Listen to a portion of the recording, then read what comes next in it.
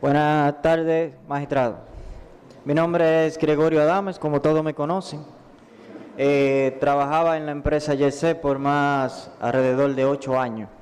O sea, las personas aquí presentes no pueden decirme a mí, a cualquiera de los que están aquí sí le pueden decir que no tenían conocimiento de lo que pasaba en esa estructura. ¿Por qué razón? Porque con la persona que ellos hablaban siempre era conmigo. Yo era la persona que le mandaba una y otra vez los problemas que teníamos constantes en la discoteca.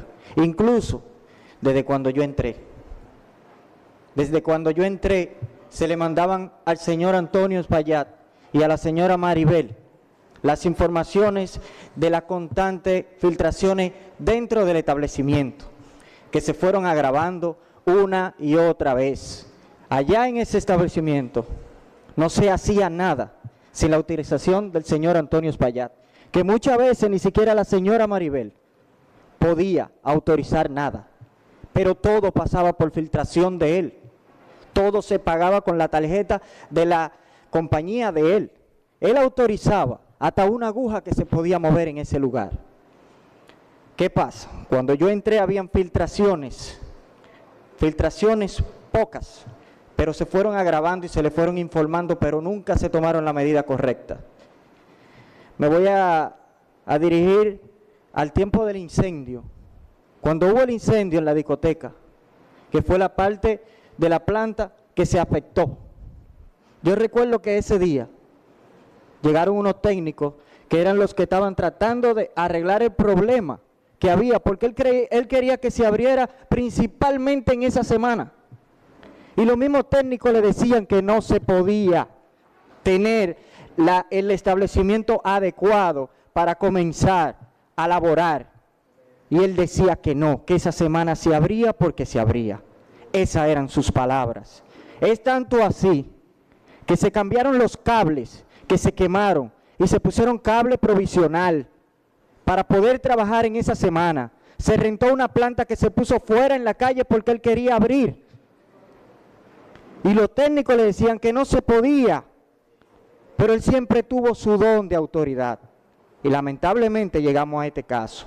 ¿Qué pasa? Se pusieron los cables provisional, le dijeron que no se podía dejar con esos cables provisional. Y cuando los ingenieros, los electricistas, le dieron el presupuesto a ese señor de lo que había que gastar para reparar y poner cómo iba, él no lo contrató a ellos. Él dejó los cables provisional, que se supone que un cable provisional no es para quedarse siempre, hasta que se derrumbó la discoteca.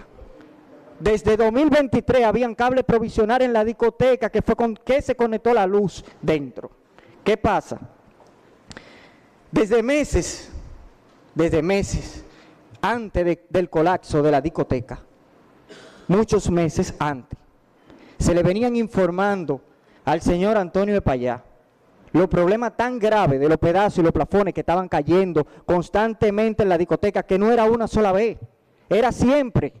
Las medidas que optaron para poner fue comprar lonas plásticas para ponerla encima de los plafones, para que cogieran el agua, que se acaparara encima del techo, y se sacaban una y otra vez antes de cada actividad. Y a mí, el que está ahí sentado, no me puede decir que eso no es así, porque le tenía aprecio y ellos lo saben, a cada uno.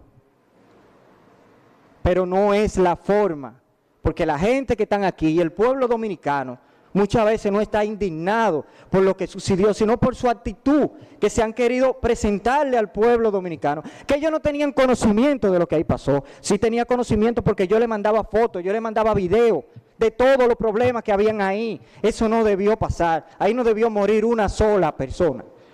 Porque si llegamos a la semana antes, cuando se cayó el plafón, un fin de semana, donde había un cliente que grabó que yo estaba ahí, barriendo, y busqué una escalera y me subí al techo, y quité los pedazos que habían para que no le fuera a caer a alguien.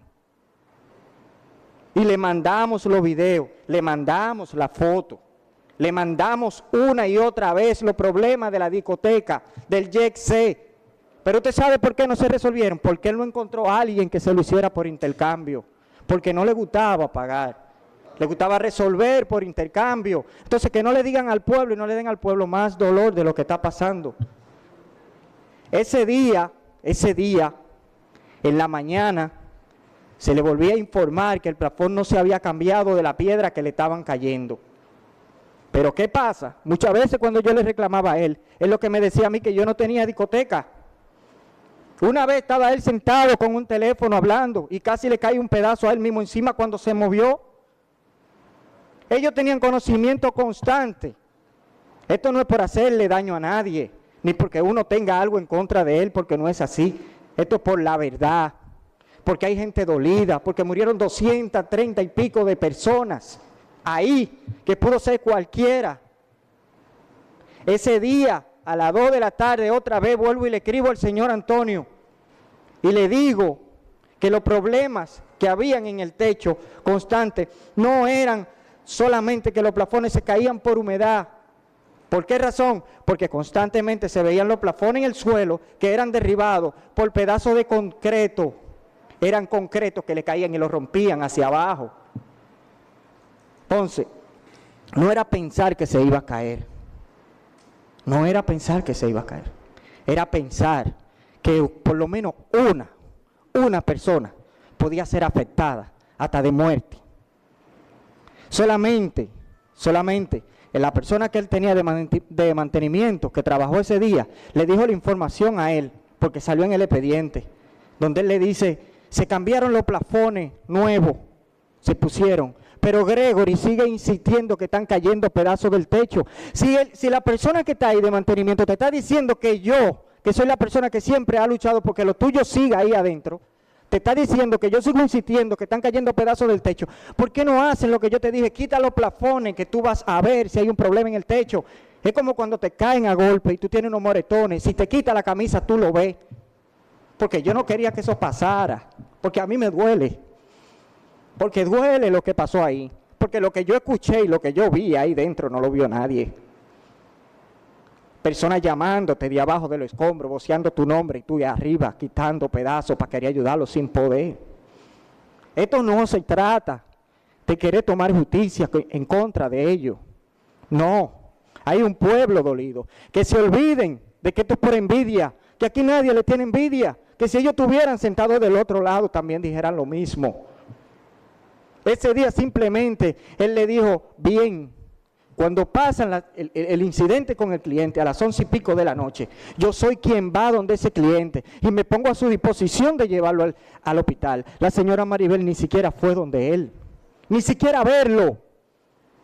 Y yo le hice señas que ese otro pedazo se podía caer encima, que lo mejor que podía pasar en esa noche era suspender eso, porque algo iba a pasar.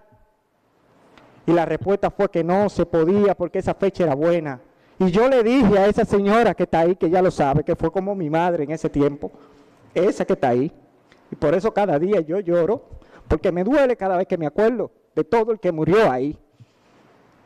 Yo le dije, doña, estamos pensando solamente en que la fiesta es buena y que la que viene es buena, pero lo que nos están advirtiendo, que yo presiento puede ser peor.